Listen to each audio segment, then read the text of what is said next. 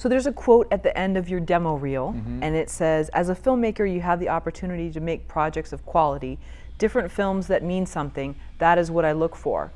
When you were deciding on which project to work on next, do you spend time thinking of the business side of it or the creative side of it?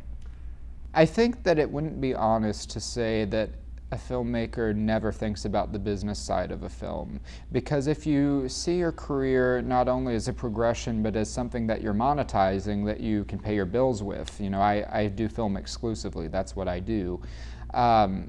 I couldn't afford to pay my bills if I didn't think about what the business capacity is for a film that I'm making. So that's certainly a part of it. But I think at the end of the day, if it's not something that speaks to you creatively, it's not a project you should take, even if they are throwing lots of money at you, because you probably won't do a good job telling that story. It may not be something that's equipped to your life experiences.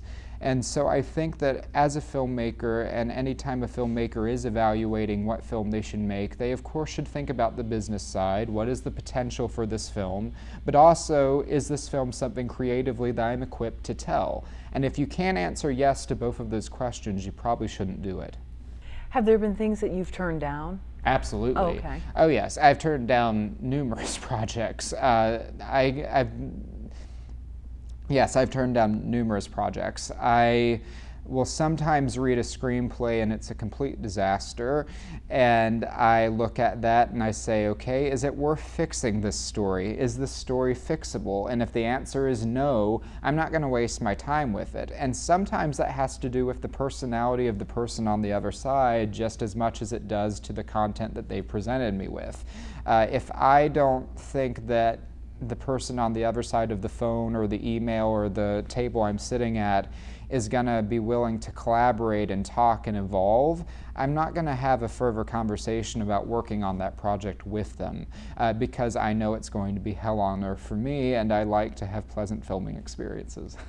What are some of the telltale signs? Is it a resistance? Is it maybe a defensiveness of, no, that's fine, I don't know why you saw it that way, and there's no flow kind of back and forth? There is an incredible capacity for people not to see flaws in their own work. And I'm sure all of us put on blinders. You know, I can tell you things about all of my work that I wish that I had done better in certain scenes or in different moments. I would not be honest if I sat here and told you that I thought everything I've ever made was perfect, because I certainly don't. But I think that when you're sitting with someone or talking with someone that does, that is an indicator that you don't want to work with them, because they don't have the capacity to grow or evolve or change. You might be Aaron Sorkin and a brilliant, brilliant writer, but even Aaron Sorkin can collaborate with people.